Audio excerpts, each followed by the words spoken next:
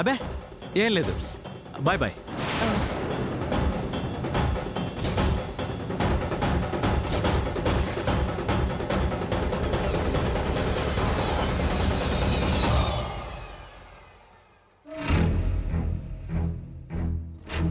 Akash, madam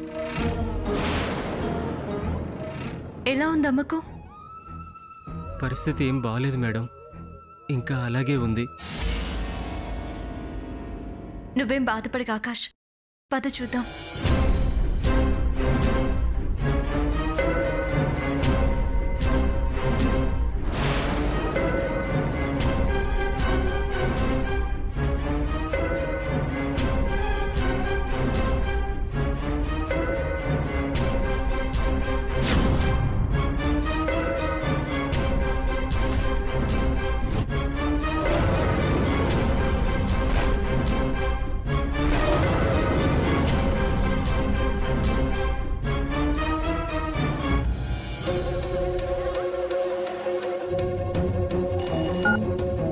ఏమైందిరా?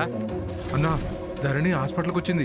నాకు తెలుసురా ఎదవా, మీరెందుకు ఆయన హాస్పిటల్ తీసుకెళ్లారు? మిమ్మల్ని చూసిందా? చూడలేదన్నా. దానికి కనపడకండి, దాక్కోండి. అలాగే అన్నా. ఆడెక్కడున్నాడు?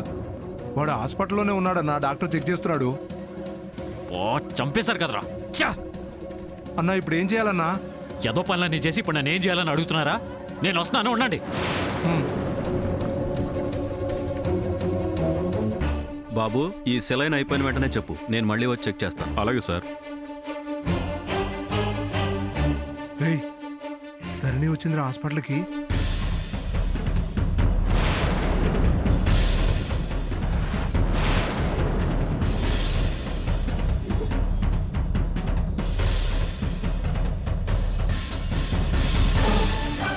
డాక్టర్తో మాట్లాడాను ఆకాష్. కొద్ది రోజులు ఇక్కడే ఉంచి అబ్జర్వ్ చేద్దామంటున్నారు. వాళ్ళ మాట కూడా మనం వినాలి కదా, చూద్దాం. అలాగే మేడం.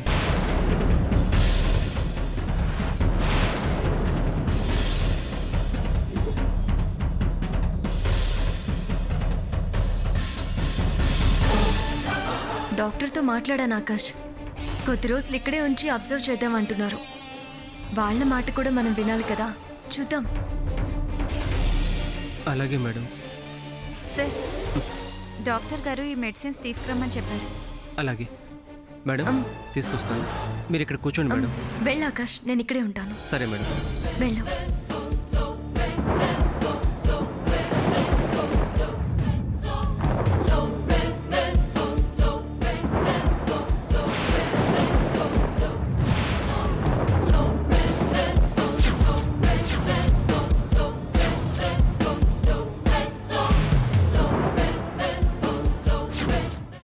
అమ్మా, అలాంటి వాళ్ళది నిజమైన ప్రేమ కాదు, అది వ్యామోహం.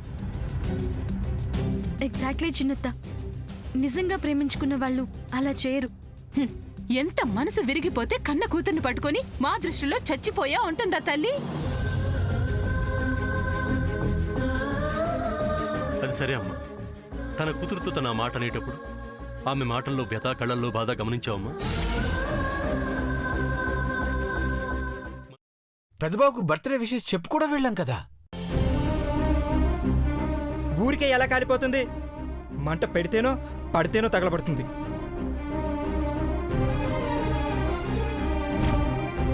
కరెక్ట్ చిన్నబాబు, నీకొచ్చినట్టే నాకు డౌట్ వచ్చింది. పార్వతే షర్టును తగలబెట్టిందనుకుంటా.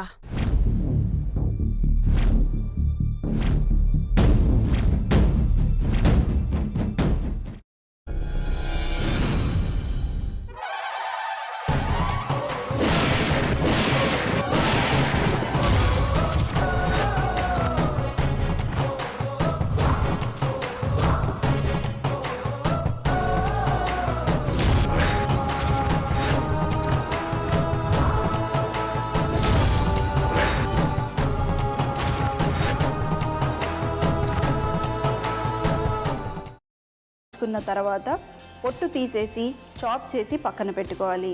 ఒక ప్యాన్లో కొద్దిగా నూనె వేడి చేసి అందులో ఆవాలు, మినప్పప్పు, శనగపప్పు, కరివేపాకు, సన్నగా తరిగి పెట్టుకున్న ఉల్లిపాయలు వేసుకుని 1 నిమిషం పాటు వేయించుకోవాలి. ఆ తర్వాత కాల్చి కట్ చేసి పెట్టుకున్న వంకాయని కూడా అందులో వేసుకుని బాగా మిక్స్ చేసి బౌల్లోకి ట్రాన్స్ఫర్ చేసుకుని అందులో తగినంత చిక్కటి పెరుగు లేదా పల్చటి పెరుగు వేసుకుని మిక్స్ చేసి అన్నంతో కానివ్వండి, చపాతీతో కానివ్వండి సర్వ్ చేసినా చాలా బాగుంటుంది.